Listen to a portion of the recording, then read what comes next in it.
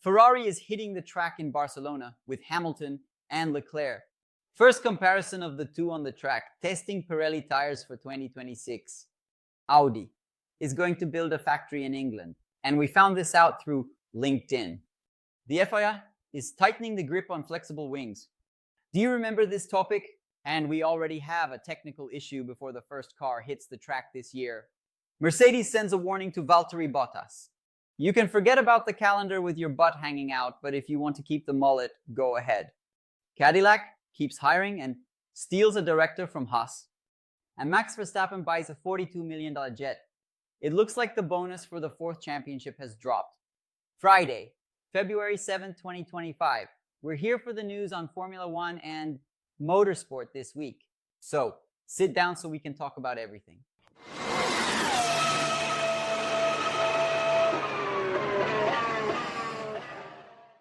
Ferrari hit the track this week in Barcelona, back in Catalonia, with Hamilton and Leclerc driving the 2024 car. And you might ask me, but last week you said it was just the car from 2 years ago? Yes, that's true, but these are tire tests with Pirelli, a completely different story. All top 10 teams are testing, and the setup was aimed at 2026. These are already the tires for next year that Pirelli needs a team to conduct the experiments.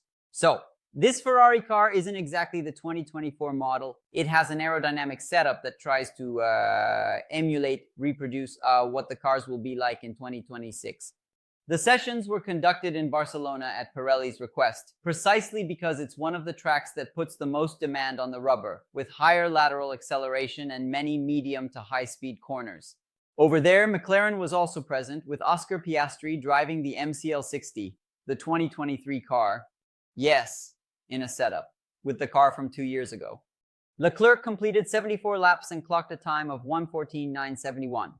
Hamilton also completed 74 laps and recorded a time of 1:16.759, 1.8 seconds behind. What Pirelli quickly took care to respond with was press release saying, guys, let your friends from the fantasy pages in Brazil know that this doesn't mean anything. That's not true. They didn't say that, but they said that they are completely different setups. We don't know what they were doing. He was also on the track, as I mentioned, and completed 152 laps on his own. Oscar Piastri with the McLaren from 2023 clocked a time of 1:15.815. I'm mentioning these times here, so I can't say I didn't talk about the flowers, as the poet would say. They have no relevance, actually. They do have relevance for those who knew what was going on inside the team. For us here, it's just a guess. Mario Isola, the motorsport director at Pirelli, said, I'll read the quote here. It was a very useful session, especially when it came to providing a comparison between the various different constructions for the upcoming season.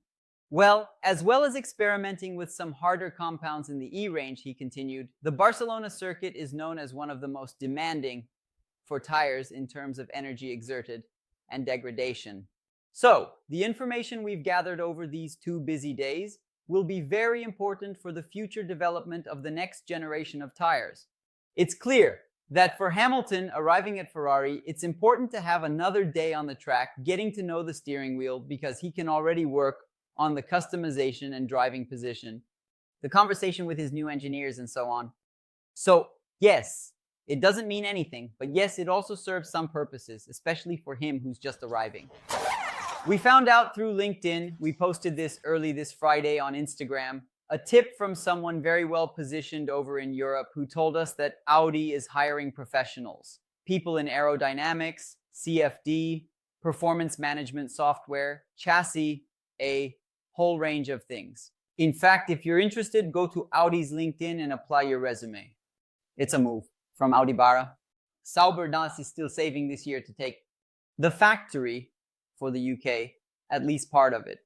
This would put the team in a position similar to that of Husky, which has 3 bases, one in the United States in North Carolina, one in the UK, and one in Italy, right next to Ferrari's factory. Why? Are you asking me? Because not everyone is willing to move from the UK, where most of the professionals capable of building a Formula One car and working in a high-tech factory are like this, to live in Switzerland. The cost of living is very high. Not everyone is willing to take their kids, wives, leave their children's school, etc., to move to another unknown country with a language that isn't theirs and so on. Ah, but Switzerland is another country, right? This issue of the higher cost of living actually led Sauber to request the FIA for a change in their spending cap of 20%, asking for an additional 15% because salaries there are higher. Otherwise, they would have a labor issue. The FIA granted it. The other teams made a fuss about it. And now the pressure is on, my dear. Figure it out. Move your factory to another country. To give you an idea, according to OECD data for 2022, the average salary in Switzerland is $80,000 a year, while in the UK it's $54,000. 7 out of the 10 teams on the current Formula One grid are within 80 minutes at most, within a radius of the Silverstone circuit in what is called Motorsport Valley, or the Valley of Motorsport, is the largest concentration of this industry of making racing cars in the whole world. And Sauber addressed the topic when questioned. By creating a new facility, Sauber Motorsport aims to strengthen its presence in Motorsport Valley and establish a platform to collaborate with top experts and attract talent. As I mentioned, it's difficult to convince people to move to another country. The year hasn't even started, and we already have a technical mess going on. It's not exactly a mess, new. It's the legacy of something that came from last year. Remember the flexible wings. If you think about it, this mess is so old, it must be about 10-15 years that there's always someone doing this. I remember Red Bull Vettel in 2010. Well, if you're dropping in here out of nowhere, let me quickly give you some context. Formula One cars go through inspections throughout the weekend, on Thursday, at the start of activities, on Sunday, after the race, and on Saturday. Also, after qualifying, tests are done with the wings, and they can flex up to a certain point. It's impossible, of course, to have wings that don't flex. There is no such thing. There is nothing on this planet. There is nothing in nature. A structure that isn't at least somewhat flexible. Even a skyscraper bends. So, there are tolerance limits, but the teams take advantage of this and make wings that sometimes don't bend in the direction that the FIA's test would catch, but instead bend backward, flexing under certain moments, specific loads, and certain stresses. And then there was a huge uproar. The FIA said in the middle of last year that they wouldn't change the load tests until the end of 2024. But now a technical directive has come up that will take effect in the middle of this season. Yes, in the middle of this season, so it doesn't seem like they're trying to harm those who were already developing their cars. Let me explain. They looked at the data at the end of the year, assessed what could be done, and realized, if we issue a directive with immediate effect for the first race in Australia, those who designed their cars based on concepts they thought would be valid for the rest of the year will indeed be harmed. So, we'll enforce it starting from Barcelona, a race where traditionally the teams are bringing their big update packages. So they will have the first quarter, the first third of the championship to work, already knowing that at some point they'll have to bring changes. The changes may seem small, but for example, a limit of up to 3 millimeters that a wing could flex has been reduced to 2. Rodrigo splash and go. But is it just 1 millimeter? Is that really a big deal? So it's not just 1 millimeter, it's 33%. From 3 to 2, that's a 1/3 drop. It's a big difference. In other parts of the car, it dropped from 15 to 10. Same thing. Come on, 5 millimeters. 5 millimeters is still a third. Considering it was 15, all of this aimed at closing some gaps. Last year, we saw McLaren and Mercedes taking advantage of wings flexing at the front. This led to a lot of complaints from Ferrari and Red Bull, and it's precisely because of this that the change is coming in Barcelona. Because Ferrari and Red Bull probably spent the winter working on their cars for this year, 2025, already thinking, well, then this can work. And if this can work, and the FIA comes now and says that it can't be done anymore, they would be at a disadvantage and would complain again. So, we will have a technical directive in the middle of the year, changing a few things. But since we will also have this adaptation period, by then a lot will already be understood. It shouldn't change that much. Mercedes let Valtteri Bottas know your calendar is done with your butt out, my dear. If you don't know, I'll explain that to you too. Valtteri Bottas created a fun calendar with photos of him out in nature with his butt out. As he came into the world, he sells this calendar, raises funds, and donates the money for a good cause. In 2023, he directed $150,000 to institutions, Mercedes, on the other hand, is more serious, more corporate than Stake, the sponsor of Bottas' team until last year. Sauber and Toyota Wolff, when asked, said, "We are Mercedes, so maybe the nude calendar no longer exists. And if he wants, he can keep that mullet and maintain his ugly hair." This guy is just a backup. Imagine if he were the main driver, he'd have to cut even the mullet. Cadillac announced the hiring of director Peter, who comes from Haas and was with the other team, American, from General Haas, since before its founding in 2015. In 2017, he became team manager, partnering with Ayal Komatsu, and when Günther Steiner left and Komatsu became the boss, he became the number 2. It is not the first signing made by Cadillac, which has already stolen around 250 professionals from several of the other 10 named teams, and keeps hiring. Pat Simmons, former technical director of Toleman and Benetton, also worked at Williams with Felipe Massa, and he is, in case you're wondering, one of the names involved in Crashgate by Nelsinho Piquet and Flavio Briatore in 2008. In fact, he had been in Formula One in a technical consultant role and now works with Cadillac. In fact, he finishes his garden leave in this first quarter and will take on his duties there soon. But this week, an interesting piece of information came up in a newsletter I subscribe to, and I'm sharing it with you all. According to the legislation of most countries, large companies such as General Motorsport, owner of Cadillac, are required to declare when they own significant shares in other companies. And according to the financial statements of General Motorsport, they don't have any significant ownership in this new Formula One team.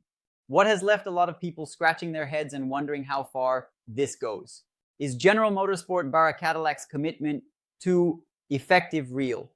Or are they just testing the waters like Toyota did with Haas and will only jump in if things actually work out? There's still a lot we don't know about this Cadillac project, especially considering that in 12 months they need to have a car ready, a driver signed, and everything set to hit the track. Since here today in 2025, we're 3 weeks away from the preseason, a lot needs to happen. We don't know how it will turn out. Taking advantage of this lead, still on the same topic about Cadillac, this week Mario Andretti, he came out to say that they are looking at several drivers in the market and that the choice should fall on someone with experience in Formula One. So I already questioned this on Instagram, and I'm opening up the question to you all. Who are we really talking about? Valtteri Bottas, Daniel Ricciardo, Guanyu Joy. Guanyu Joy. Guanyu Joe, remember that the engines from Cadillac will initially be Ferrari and Joe. This week it was announced as a reserve for whom? Ferrari. Who else? Kevin Magnussen. It's the name. You know who I felt like suggesting, but who has a very successful career in IMSA and wouldn't go because he should win in Germany this year. Felipe Nasr, have you thought about it? It would be like a trap. Bino? I'll leave Nasr there, who is already doing very well in endurance. Max Verstappen is in a car. It's new, in this case, a Falcon jet worth $42 million. The 8X model aircraft, capable of flying 11,495 miles nonstop, puts it in a position to leave Europe and reach all the Formula One venues without needing a stopover, which saves a lot of time. Verstappen, just last week, announced the purchase of a yacht worth about 10 million euros, which makes me think that the bonus for his 4th championship must have come through. And he's going shopping. This is a good time of year to go shopping because the stores are having post-Christmas sales. Just kidding. This week, on Tuesday, we had the video for the second part of the Senna series review on Netflix after many of you requested that I add to the analysis. In the first part, I'm going to ask the editor to put the thumbnail here for you on the screen. 17 things about Ayrton Senna that aren't in the series, or that are in the series but were told differently, missing something, etc.